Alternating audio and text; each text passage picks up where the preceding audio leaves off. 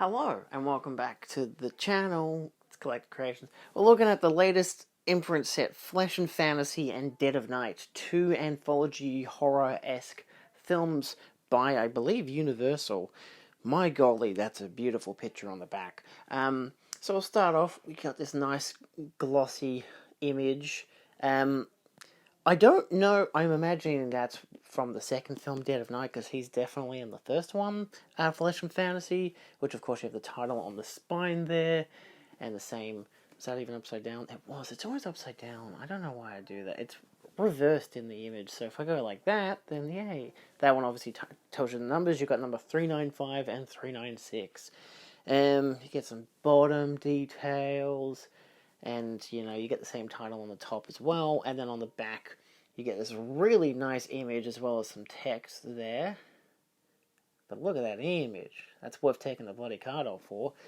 Without precedent, beyond compare, a drama of love, of hate, of terror, of volcanic emotion, unfolding with all the terrifying realness of your own life. Gee whiz. Sounds dramatic. Anyway, you get two cases on the inside, so let's dive in on. First up, you do have the card that comes on the back, which obviously has the poster of both films, Flesh and Fantasy and Dead of Night, emphasizing all the special features details. There's not too much to note about it on the back, but let's take a look at each individual one. If there happens to be a weird cut, it's because I'm yet to watch Dead of Night, and I'm going to do that and watch the special features, and then jump and do this and do the conclusion. Multitasking tonight. First up, we have Flesh and Fantasy. You get some nice artwork for it, which is really good. I like it. It's an original poster, which is cool. You know, gives you the bucket list of all the actors and whatever. Get the details in the back. The disc art is the same as the main artwork, and you do get a shot from the first of the three stories. Which is nice enough. I personally would have gone with the image of Barbara Stanwyck on the boat with whatever weird overcoat dress, not dress, like she has an overcoat jacket. Fucking, my god, the costume design in this movie is great. The lighting is so fucking good. Oh my god. But they got a special person in for Barbara Stanwyck's costume, which is insane. But anyway, we're talking about the packaging right now. So you get a 1080p high-definition presentation, audio commentary by film historians Rodney Barnett and Dr. Adrian Smith from 2025, and two video essays. Well, one's an essay, one's an interview.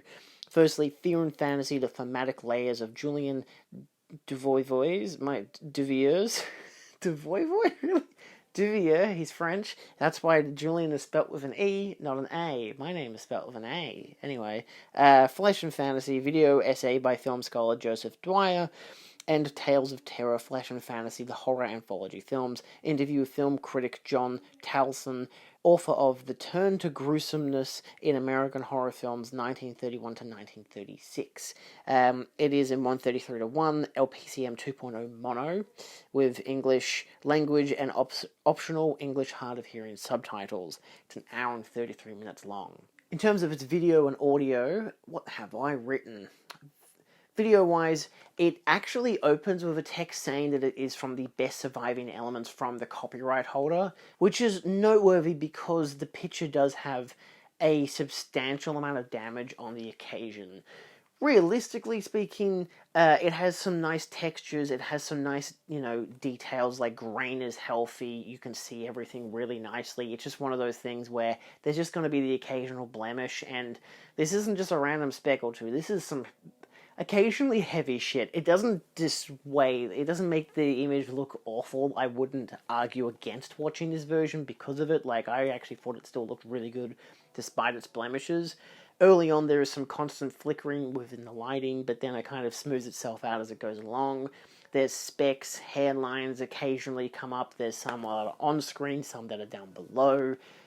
There's a lot. At 38-minute mark, there is like a whole wave, which is just weird, like a bunch of scratchy black stuff, which I was like, okay, that's strange, but I think because the film actually lays itself onto itself, because it has the main character talking to his reflection, and you can kind of see that because the way he's moving has a bit of a shadowy effect, like a ghosting effect, but that's obviously present in the film itself, because clearly they've filmed in the same shot twice, him doing the same actions twice but talking to himself, instead of just like cutting out a small little window, which they do later in that same sequence.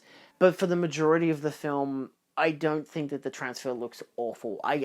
It just looks like a great restoration that has a lot of like dirt and troublesome issues on it, and the occasional specks. You get 1 or 2 cigarette burns in there. The occasional, oh, you can see the cigarette burn. The reel change kind of gets a bit ugly, and then it cuts to the next reel. It's like, it's not the best in terms of what you could get picture wise. Obviously, I've seen a lot better and I've seen a lot worse, but it's manageable. I think it still looks great. Like that again, it's, if you look beyond the occasional, dirt and specks and problems like that, the problematic issues with its transfer, you see how really crisp the details are, how beautiful the film actually looks underneath, which is somewhat ironic given that the image of the actual on the inside of the case is literally, that's the moral of like that story, how you can look ugly on the outside but be nice on the inside. To a degree, it's not as simple as that, but anyway. So yes, there are some close-ups that have great detail despite the excess noise. Grain is present, shadows are crisp and nicely detailed. A lot of shadowy details because it is almost shot like a noir. It is black and white. It is the 30s. Golden age of Hollywood. Audio-wise, it is, like I said, an LPCM 2.0 mono. Stretches around the main 2 speakers on the front, which is nice, given the other day I had a mono track which was just coming from the center speaker, which was bizarre. So I much prefer a 2.0 setting because it makes it feel more lively, the music kind of bounces more, you get different varieties of dialogue and everything. There is the occasional issue with its dialogue where there'll kind of be some hissing after what some people are saying. There's at one stage in the movie, there's a lot of people talking and a lot of music happening because it's a carnival, and it becomes quite noisy with a lot of hissing, but for the most part, it sounds great. I only had the occasional issues with the hissing during some of the sequences, mostly in the early first segment, and then in the late third segment, as it is an anthology film. But no, for the most part, it sounded good. It was clear and coherent outside of the occasional noise and hissing, which, much like the visual blemishes, are there, but it never really detracts from the overall experience. Like, it reminds you that this is a very old film. I mean, again, 1943. It's a very old film. But the majority of the picture sounded very good, very comprehensible. I didn't need subtitles at any point, which is good.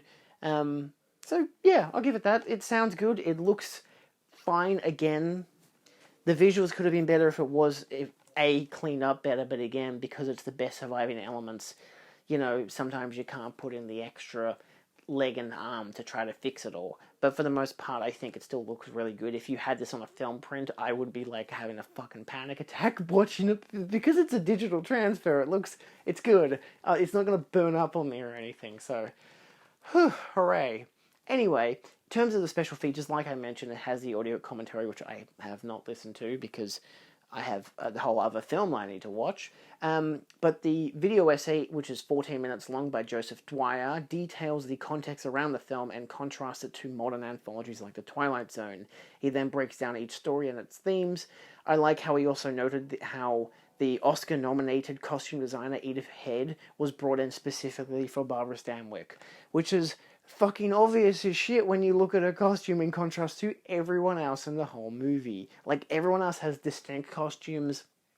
There's a whole Mardi Gras section in the first, section, which people are using, like, monster costumes and stuff, and masks and whatever, so costume is very prevalent. The second section has a lot of rich white people, so costume is very prevalent, but the Stanwyck's costumes in particular, fucking beautiful. Very interesting, nice examination of the genre, as well as giving you some history about both the film and its context of when it came out, and also just the genre as a whole for horror anthologies. Even though this one's more of a suspense-heavy film, much more like a Hitchcock film.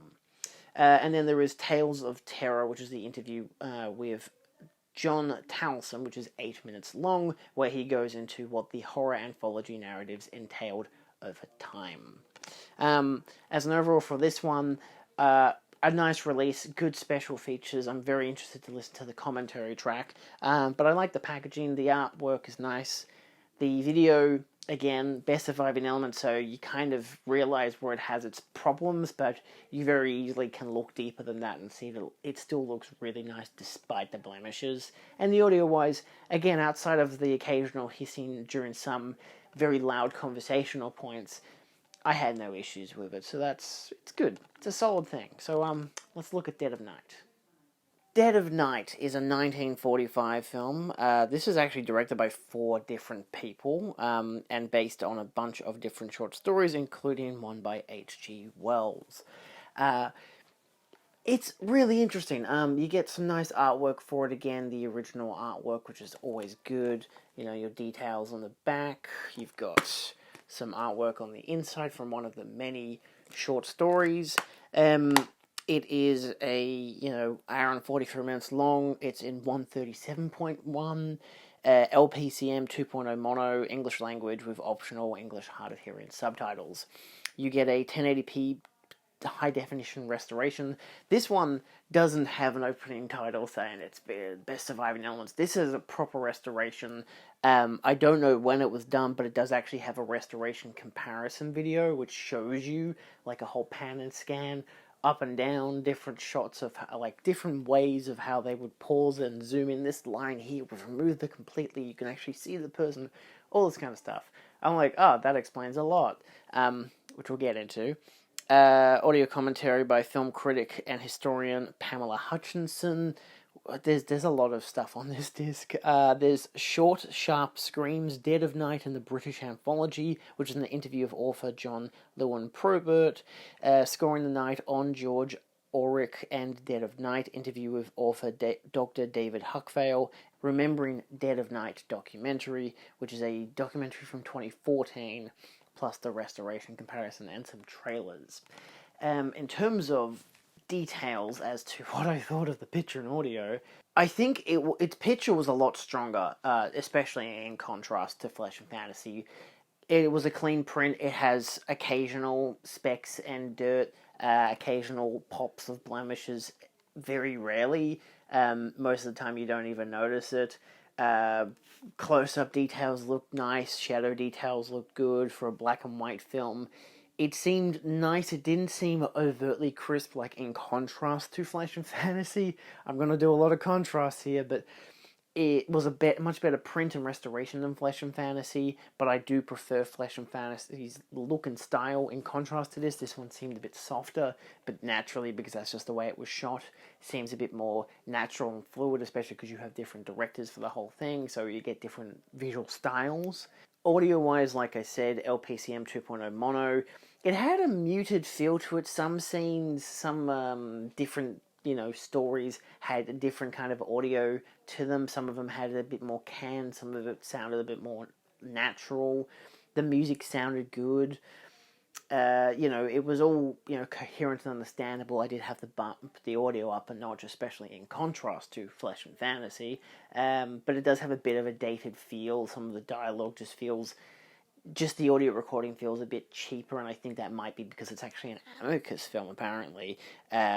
Not Universal. I thought they were both Universal. It's just Flesh and Fantasy, which is strange, to get 2 different branded things in one set. I just find it to be really interesting. So I'd really like to know how they got both of these in one set. They do work, though, both of them, because they're both British anthology films, which is good. 1943, 1945, black and white. Actually, no, I'm wrong. Flesh and Fantasy was American. Pretty sure it was, because Flesh and Fantasy, the director was French, but the movie itself, it was American, and this one's British. So you get 2 different. So either way, they're both still anthologies, but one's American, one's British. So they give you different feels to it, whereas again, Flesh and Fantasy is... I'll get into what I thought of the set later, but yeah. Special features wise, I'm getting ahead of myself. Like I mentioned, there is the audio commentary, which I didn't listen to, but I definitely think I should, because it's a long film in its own right, an hour and 43, which doesn't sound like a long time, but it's multiple short stories, because it's an anthology with a wraparound story that is fucking good. I love the wraparound. Each story had their dwindling effects, but yeah, they all were interesting of their own right. The Short, Sharp Screams, Dead of Night, and the British Horror Anthology is a 42-minute long deep dive into British anthology films and novels. The guy who presents it, John, is so British that he literally whips out a monocle at one stage. He's got a shelf full of Blu-rays behind him, and then he whips out a monocle to read from the back of a book, which is insane. But yeah, like I said, 42 minutes long. The Scoring the Night on George Auric and Dead of Night, which is the interview of Dr. David Huckvale, that's 48 minutes long. Holy shit. Then you get Remembering the Dead of Night, which again, 2014 reflection documentary, an hour and 15 minutes long. You can log it on Letterboxd. Crazy. And the restoration comparison is 3 minutes long, and like I said, it does its swipes back and forth, giving you a left and right image of what the whole thing looks like, doing a swipe of the whole, what the old image was. It was a lot whiter, had a lot more dirt and debris and all kinds of shit, and they'd swipe it back and forth. There was even some cigarette burns that it showed them, edited them out, so I like that kind of stuff. It's just kind of cute that they're like, oh yeah, this is like the type of effort that they put into this restoration, that they cleaned it up a lot. But yeah, as an overall, I do think that this is a really, really good way to go about getting Dead of Night. This is quite an iconic anthology film for a lot of people. I wasn't personally huge on it, but I think that's just because visually I had just watched Flesh and Fantasy, which I much preferred, despite, again, its print errors. I much preferred Flesh and Fantasy as a film compared to this, but this one goes for much more of a straight horror. There's no suspense about it. It's each tale has its supernatural horror elements, stuff that you would see today in a lot of modern narratives. The classic Christmas ghost child fucking bullshit. I guess if you're scared of bus drivers, there's the evil mirror narrative, which I'm pretty sure Mike Flanagan did a version of.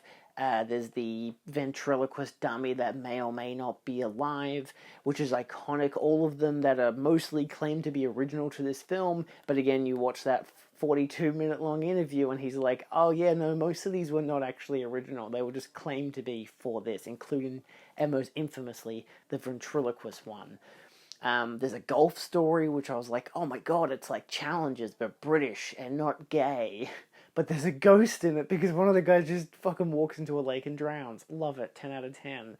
So it has its give or takes. Like some stories I wasn't as captivated by, but some stories I was. The overarching story, I loved. The ending, fantastic. Ending in quotation marks. So much good stuff. So I'll give it that. If not for its ending, I wouldn't be as huge about this, but I definitely think that this is a solid release for this film. In the end all be all, Flesh and Fantasy and Dead of Night are two really interesting anthology films from the US and the UK respectively. Imprint has done a really nice set, giving you a beautifully creepy look and feel with this hard case set, both with two individual cases showcasing individual original artwork and a large selection of special features. Both films are accompanied nicely by audio commentaries and a slew of special features, with Dead of Night reigning champion with two beautifully in-depth, detailed fucking interviews and a actual documentary, which is insane that they put all that on one disc. It's great work. Visually, Flesh and Fantasy suffers from a lot of blemishes and visual issues, but I think its transfer looks really nice aside from that, and I much preferred its visual style. Audio-wise, it was definitely touch and go, but for the most part, decent. I thought it was fine. I had no real issues with it. Dead of Night, on the other hand, was basically the complete opposite. Visually, looks really nice. It's a really good restoration, as proven by the restoration video that's actually accompanied by it. But the audio-wise, I felt like that was touch and go sometimes. Some sequences were really good, some sequences were not so great. At one stage I had to put on headphones just because my mum's watching a fucking medical drama in the next goddamn room, and all I could hear was a baby crying for 15 minutes, so I put some headphones on, and still that made it more noticeable as to what some of the issues were during some of the sequences. Nevertheless, this is a really solid set from Imprint. I'm really glad that they put this out. A lot of people I know in my circle are hugely wanting to get this set and just like absolutely love these films, especially Dead of Night. Everyone was going home about Dead of Night. But personally, of the two, I prefer Flash and Fantasy. Even though realistically you only need to watch like the middle story because it's the best one, I really like so many elements about all three. Visually, I love the way it looks. It just has that beautiful, like, almost universal. Well, it is a universal film, but it has that kind of, Universal Monsters feel. It has the noir feel. I really love the look of it. There's just the smoky streets and everything. Just the costume designs and the way it looks. Fucking beautiful. In contrast to Dead of Night, I think Dead of Night is probably the better film, realistically. It's a lot more iconic, puts in so many more layers to every essence of its story. It's not just a pretty meh wraparound with a very obvious joke. It's an actual proper wraparound story that actually makes you interested. Each individual story tells you more about the people telling that story, and it makes you more interested in each individual character. But they all live through like their own horror stories, and I think that's really, really fun. So if you're going for a really good anthology set, this is the way to go. To my knowledge, region free, like every other imprint release that I have. Wholeheartedly worth recommending. Really fucking solid, and especially for all the special features just on the Dead of Night release to begin with. So it's basically 3 films because you get a whole documentary. So overall, it's good. It's a good set. Get it. Why not? It's good. Perfect for horror season. Which, fuck it, I know that's October and it's currently May, but it should be every day of the week should be horror season. I mean, let's be realistic. We're adults. It's horror season, baby. Buy some horror movies. Support local or Australian. Support Australian stuff. It's good stuff. See you next time. Adios.